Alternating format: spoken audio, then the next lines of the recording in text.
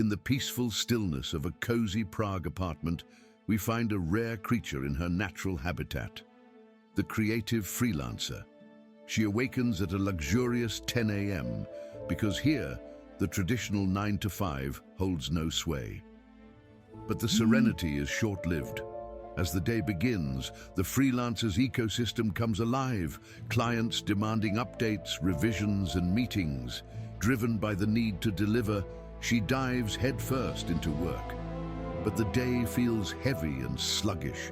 The energy she reserves for herself is consumed by the demands of others. But as the sun sets, a transformation occurs. The freelancer enters her prime. Creativity flows, and her best work takes shape. This nocturnal burst of energy, though impressive, comes at a cost. By the time she finished her work, the world around her has fallen silent. Feeling tired, she gets in bed. But sleep does not come easily. And so she retreats to the comforts of a glowing screen, seeking solace in fleeting distractions. The clock ticks past 2 a.m. as she finally drifts into an uneasy sleep, knowing the cycle will begin anew tomorrow. Yeah, I wanted to quit my corporate job and I wanted to become a freelancer so that I get to decide what time I wake up, what time I start working, what time I finish, what time I get to bed. And at first, I really enjoyed sleeping in. But now, this new schedule of mine, yeah, it's not really working for me. Well, first of all, I'm really missing out on the morning quality time. Second, I always feel behind in life. And third, when I go to bed, it already feels too late to do anything else. So that's why I'm just laying there, scrolling TikTok till 4 a.m. in the morning. And since I'm in the mood for confessions, apparently, sometimes I also pull all-nighters for client projects. Freelancing was supposed to be fun. It was supposed to be good for me. So in this video, I'm getting to the bottom of these issues and I'm figuring out how to improve my sleep, and I'm taking you on this journey with me. But I'm not doing that with those basic ass tips, okay? Did you notice that every single sleep-related video on YouTube talks about the same stuff? Don't use your phone, don't drink coffee, don't drink alcohol, take a bath, journal, meditate, yada yada yada. Okay, I can do all that, but then still pull an all-nighter for a client project. I can do all that, but then still fall asleep at 2 and wake up at 10. The solutions lay somewhere deeper. So let's dive deep into that.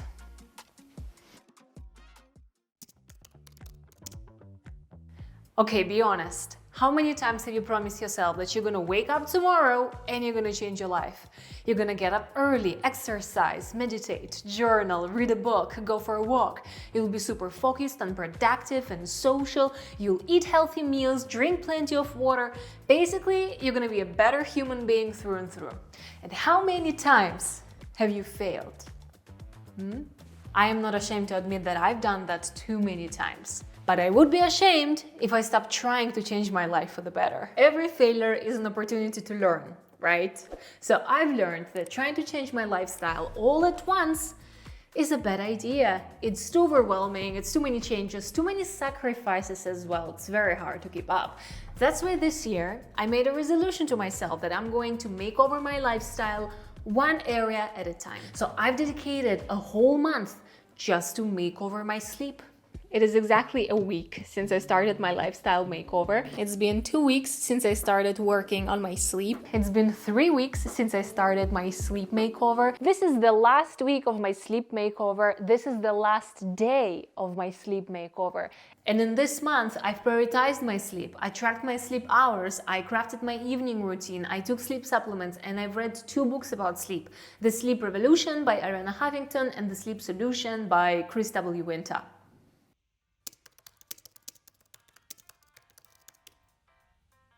One of the reasons why I've been failing to fix my sleep schedule for so long was straight up bad advice. And that's why I was so freaking excited when I was reading the Sleep Revolution book to finally reach the chapter with practical tips, tools, and techniques. And I was so freaking disappointed when I read the same stuff that I've read in every blog, that I've watched in every video, that I've heard in every podcast about sleep. Yeah, I'm not very fond of this book. And only when reading the Sleep Solution book, it finally clicked. all of those are just sleep hygiene. It's good to do them. They're not gonna fix your sleep problems, babe. They're not gonna help with your insomnia or with pulling all-nighters or with sleep scheduling problems or with anything more complex than that. No. They're not meant to do that. The only thing that this book was really good for is helping me to put a priority on my sleep. I promise I'm not gonna pull all-nighters anymore, because this book, it mentioned every single disease and disorder that you can get if you sleep deprive yourself. And pulling all-nighters is sleep deprivation. But probably the worst advice I ever received when I complained that I fall asleep so late and I wake up so late was, oh, have you tried going to bed earlier? And again, when reading the Sleep Solution book, I felt so seen, because the author compares that to when somebody complains, I don't really feel hungry at dinner time, and they hear, oh, have you tried going to a restaurant a couple of hours earlier and stuffing some more food in? Doesn't make sense, does it?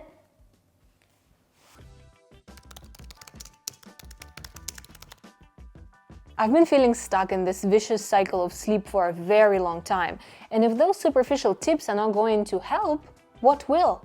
Vicious cycles are so vicious because it's very hard to break them. Where does it end? Where does it begin? Where do we start? What do we do?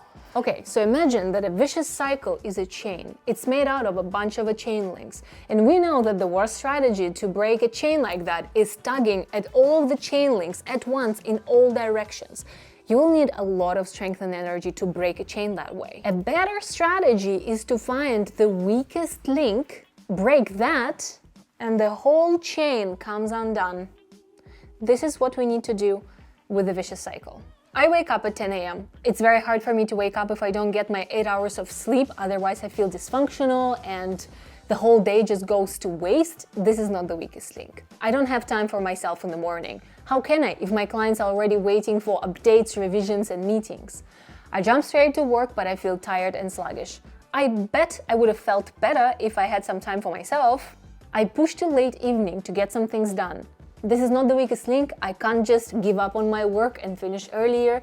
When I finish work, it's already too late to do anything, and I'm kind of feeling tired anyway. This chain link is weak. Is it the weakest though? I go to bed feeling tired, yet I can't fall asleep till 2 a.m. in the morning. I'm already tired. Why can't I fall asleep? This must be the weakest link, because I'm almost there. I need to get me some answers. Okay, so if I'm feeling tired already, why can't I fall asleep for another 2 hours?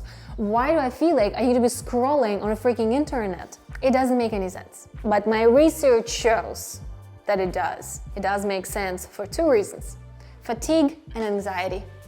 Let's talk about that. We often mistake fatigue for sleepiness. We are too tired to do anything else, so we get in bed, but we can't fall asleep. Then we might start scrolling, because what's easier than that? Sleepiness is when you have a high drive to sleep. It's easy for you to fall asleep. Fatigue is the lack of energy. It's not the same, and it's caused by health-related reasons like medication side effects or vitamin deficiencies or disease or some conditions. It needs to be addressed with a doctor. So chances are, if I address my fatigue with a doctor, I will not feel so sluggish and tired in the morning, and I'll have those 2 hours in the evening to do something nice for myself. But then still, it does happen sometimes that I am sleepy, I have a high drive to sleep, I feel it's coming on, then I lay in bed and I just can't fall asleep. So what's that about? Unlike fatigue, sleepiness is caused by the buildup of adenosine in the brain. Think of it as your sleepiness chemical.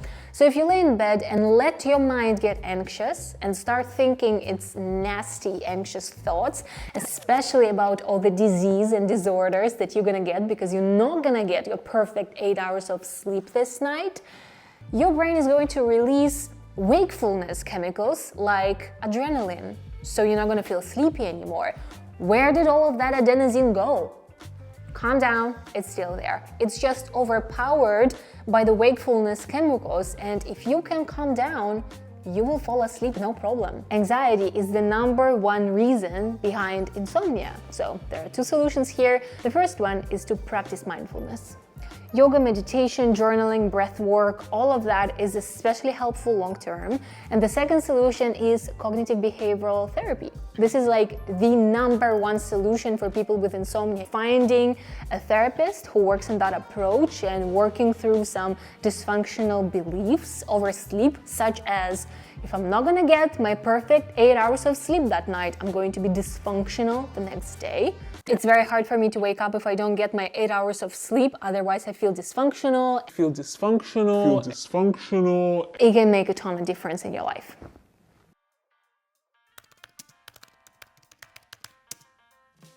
For as long as I remember myself, I've been the night owl. There is something so special about being productive and creative while the world is asleep, while it's dark. You know, it's been a big part of my identity, like a little bit mysterious, a little bit artsy, you know. In his book, The Atomic Habits, James Clear talks about the importance of identity when building new habits. So if I believe that I'm a night owl, trying to wake up early is going to feel like I'm imposing something unnatural on myself. And it's going to take me a very long time of consistently waking up early to finally come to the realization that, oh, I am a morning person now. I'm a morning lark. So according to that, if I become delusional about being a morning person already, I can create this new habit of waking up earlier with more ease. I used to work at night on my own projects and on my clients' projects to be ahead of the schedule, to do things in advance for the next day. But lately, I'm talking about the last few years, I have just been behind on everything constantly. And I have my reasons to be in love with the identity of a morning person, and they are as simple as this. You know, just be cozy in bed in the morning while it's still a bit dark, not being in rush, sipping my coffee, cuddling with my dog, reading a book, journaling, planning my day, you know, just like having some delicious, delectable time with myself. I really miss it. Oh, and by the way, this is just the first video in my new lifestyle makeover series.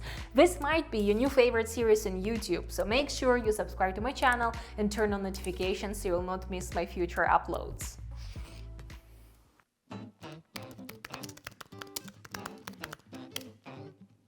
So let's say I am not fatigued, not anxious, and absolutely delusional about being a morning person.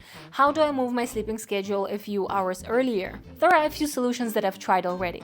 The first one is pulling an all-nighter, but pushing through the whole next day, being super tired, going to bed really early to wake up early the next day and maintain the good schedule. Been there, done that, went to bed at 10, woke up at 10 a.m. the next day. Yeah. Solution number 2 is to really push myself and wake up early without getting 8 hours of sleep and then be really tired the whole day, sacrifice it, but go to bed early, wake up early, maintain the good schedule. Woke up early, felt really bad, in the evening felt good again, fell asleep at 2, woke up at 10. The third thing I've tried is to get really tired one day, like wake up at 10, okay, fine, just do a lot of cognitively and physically demanding activities, like really get exhausted, to go to bed early, wake up early the next day, maintain the good schedule. Been there, done that, went to bed early, woke up at 10 the next day, feeling exhausted. There must be some solution in the Sleep Solution book, right? But this is where the plot thickens. So, keeping in mind how much I love this book, imagine my surprise when I finally come across the chapter about fixing sleep scheduling problems and I read this advice. Determine what time you need to wake up and set multiple alarms for that time. Fill a bucket with ice water and set it near your bed. Instruct your spouse to pour it on you if you don't wake up with the alarms. Work backward from your wake-up time 5.5 hours. This is your new bedtime. Sleep is not allowed at any time other than your nightly sleep period. When I read this, I was like, haha, such a funny joke, so where is my real advice?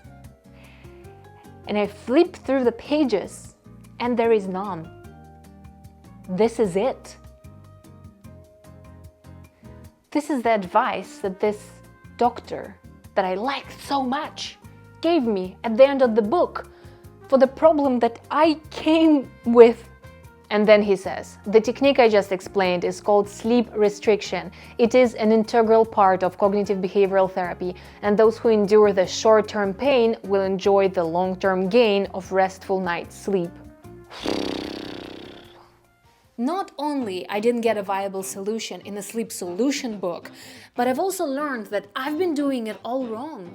The author emphasizes that you have to focus on the wake time. Choose a wake time and wake up at that time regardless of how much you've slept. 3 hours, 4, 5, 1, it doesn't matter. Wake up at that time and live your life. It's in your head. You're not dysfunctional. You can have a good day. You can have a tremendous day, an amazing day, even if you didn't have your perfect 8 hours of sleep. Just on a side note, it kind of contradicts everything that was written in the Sleep Revolution book. So when I was reading that, I was like, excuse me, sir, are you trying to kill me? But I'm not somebody who's going to blindly follow someone else's advice, regardless of how many credentials they have, okay? So I looked at that and I thought, I need to come up with my own advice. I need to come up with something that I know would work for me. I've learned so much, I've tried so much.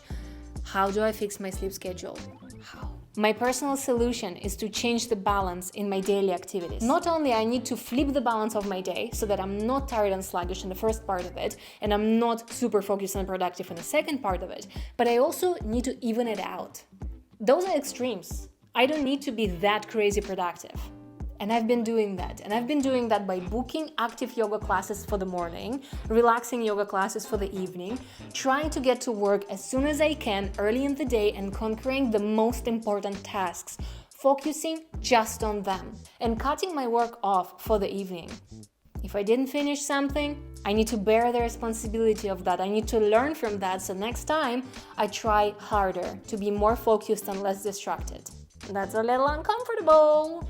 And you know what? I don't want to completely disregard the advice of focusing on the wake hours. I just know myself. I can only wake up early if I have something planned. So I've been planning early morning yoga classes. And I think this could be a really good strategy for me to bounce back. In case one day, again, I wake up at 10 a.m., I can book an early morning class for the next day. And following Chris W. Winter's advice, I need to be chill about it. Not a big deal. I'm not sleep deprived. I'm not gonna get Alzheimer's because of this. Like, it's all fine. It's all good. At this point, I think everybody knows that our sleep is a very important part of our lives. But I don't think everybody gets that our life is a very important part of our sleep. What I'm trying to say here is that you can't just take sleep and work on it in isolation by applying a few clever tips from YouTube videos. We sleep how we live. If you have a problem in your life, you have a problem in your sleep, and it's up to you to figure it out. It's up to you to fix it.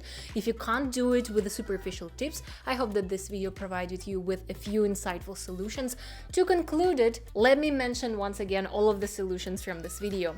Give yourself some proper time to focus on your sleep, to prioritize it, and to improve it, at least a month.